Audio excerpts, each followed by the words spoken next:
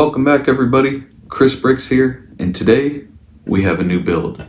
Last week we completed our Dark Horse Mustang Speed Champion, sitting right up there, and actually that was a pretty cool build. I really liked how the car turned out. Had one issue with how they put together the headlights. You could check it out in the last video, and some cool features that they added to that Speed Champions that I actually wish would kind of carry over to other ones, but check out the last video to kind of see my thoughts on that.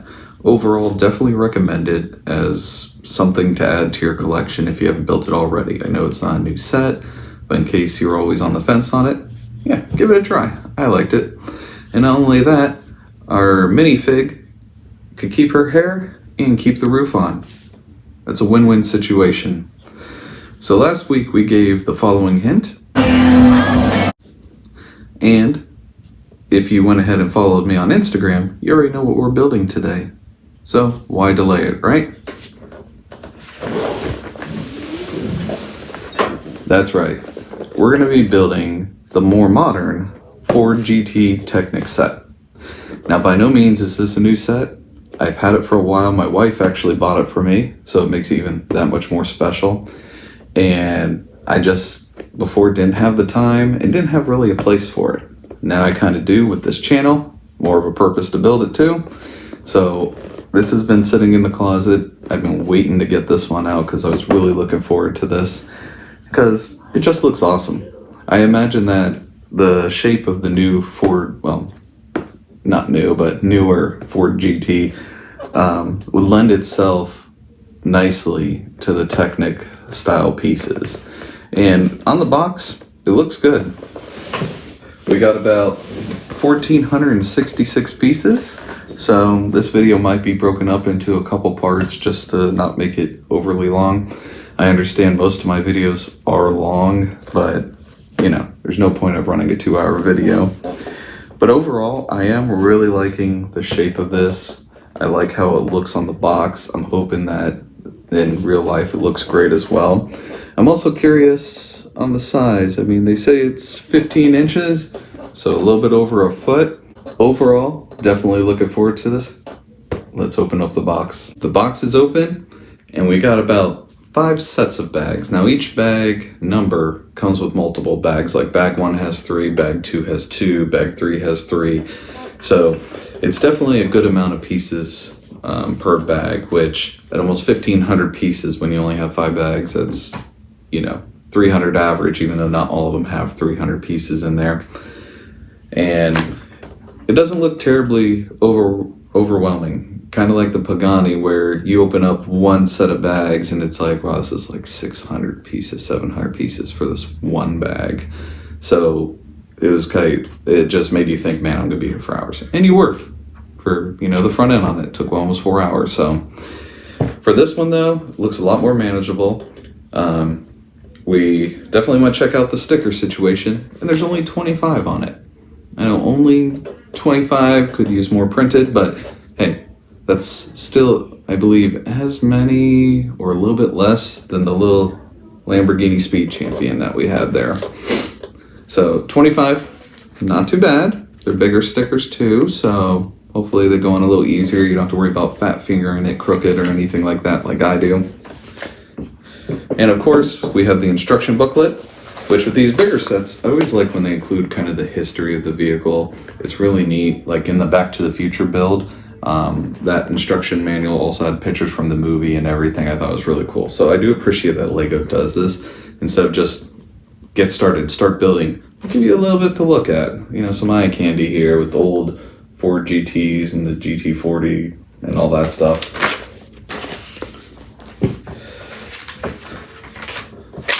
It looks like another thing that I also like is here. That way you can kind of get expectations on the bags. Like bag 1, you know, you have pages 15 through 69. So you can kind of get a guess on how long each bag's going to take, which is always a nice touch, and your kind of expectation of where you're going to be at the completion of each bag. I do like that little touch. For the bigger sets, I definitely appreciate having that. Usually you just see the one bag, you're like, this is your completion, but I could see in the future, oh, that's cool. Peeking ahead a little bit, I did notice that which it's going to be actually in bag 1, the engine. So it's hard to see, but the little engine pieces that the pistons and everything fit into are actually clear on this car. I'm curious why that choice was. Usually they're always gray, and I think it'll look really cool. I don't know if it's so that way you can see more of the mechanics of the motor moving in this set or whatnot, but kind of cool little touch. Can't wait to see it in action once we complete bag 1. But overall, pretty cool. Looking forward to it. Let's build.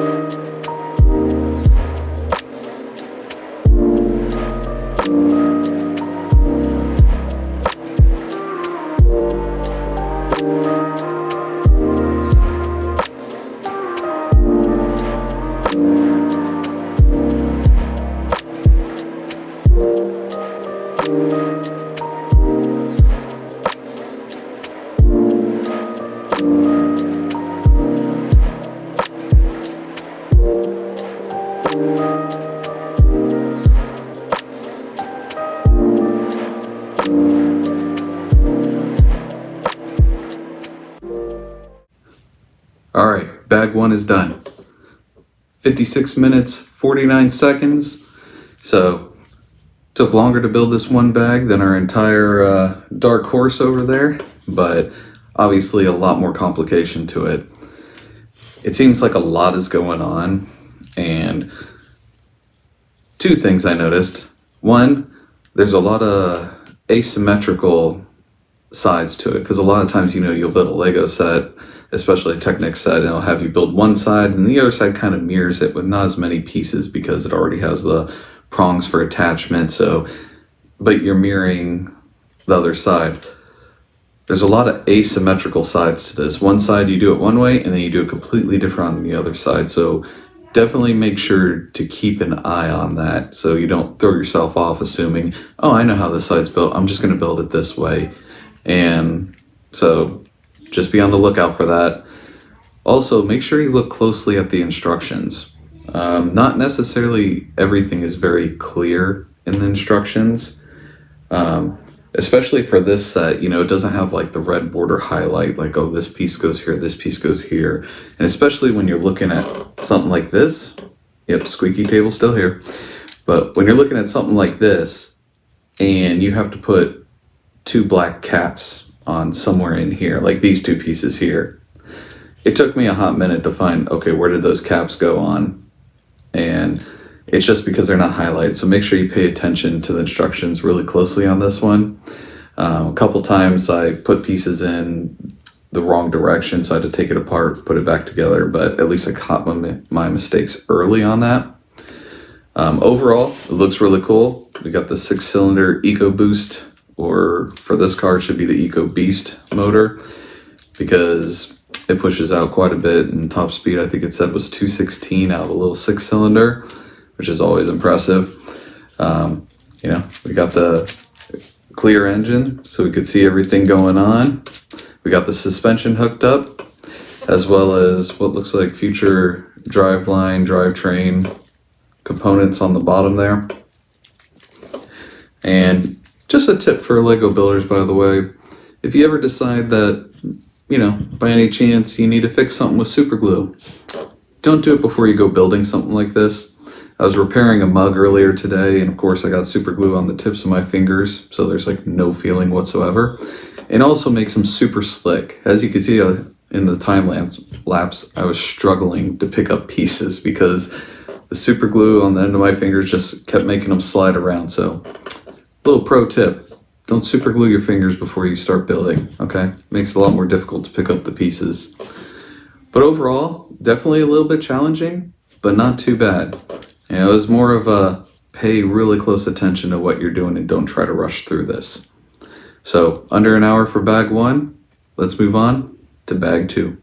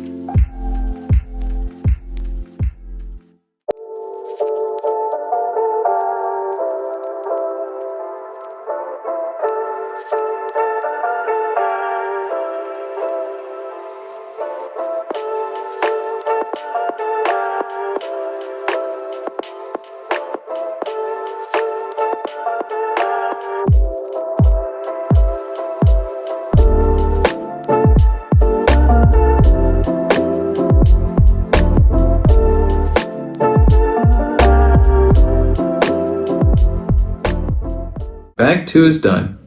Just over 1 hour, 19 minutes. And honestly, you could cut a few minutes off of that if you look at the instructions really close, which at the end, I did not. This piece that runs along here, this long rectangle piece, I put it on backwards. So that means about 3 steps later, when it didn't quite look right like it does in the instructions, I had to take it off, flip it over, put it back on there, which is great because it connects in about 10 different spots on here, which is always fun. Because for some reason in bag 2, the connector pieces were being extra stubborn. They just did not want to slot in anywhere, and I don't know why. Usually Lego pieces, they're pretty good about fitting where they're supposed to. Fingers, a little bit sore from this bag, but we built quite a lot. At the end of bag 1, you just have the rear section with the engine. We pretty much built everything forward here. As you can see, we got 2 sets of nice seats, and I like them. You know, they got a little white touch to them, black, you know, kind of like some kind of sports bucket seats you'd find. Of course, we have the steering wheel, and we have the shifter, which, as you can see, I'm gonna guess that's gonna be the spoiler later on. And when you shift it down, maybe into some kind of sport mode, definitely not top speed mode because the spoiler will cause drag, but you could show off your spoiler as you're driving down the street in your Ford GT. Kind of looking forward to that. I accidentally hit it earlier and saw that it popped up the back. I'm like, oh, that's gotta be where the spoiler's gonna sit. So that's gonna be awesome looking. We also got the front suspension on there. It is a very, very stiff suspension, I guess it would be. It's a Ford GT, it's a race car. It's not your casual Cadillac or something. And we also have the steering rack installed, so that's pretty cool. And also, even though we have no body on the car, you can't really make this out, but we're hitting 216 miles an hour. We also got part of the dashboard put together, as well as a nice little, there's really no good angle, everything's in the way, but a couple stickers for this one, not too many, so you got a number of stickers left over for the other bags. There were a lot of pieces in this one, and you know, the hour and 20 minute time frame lets you know that, yeah, there's quite a bit to build on bag 2. But the thing to take away from bag 2 is take your time. There's a lot of tricky parts that look like it's obvious where it goes, and then when you put the piece up to it, you're like, wait a minute, because there's so many spots where it could connect in. So definitely on bag 2, take your time so you don't have to redo stuff like I did, especially at the end here and in a few other places where I thought it slotted in right, but after you put something on, you're like, no, that's not where it goes. So take your time on it, and now let's get to bag 3.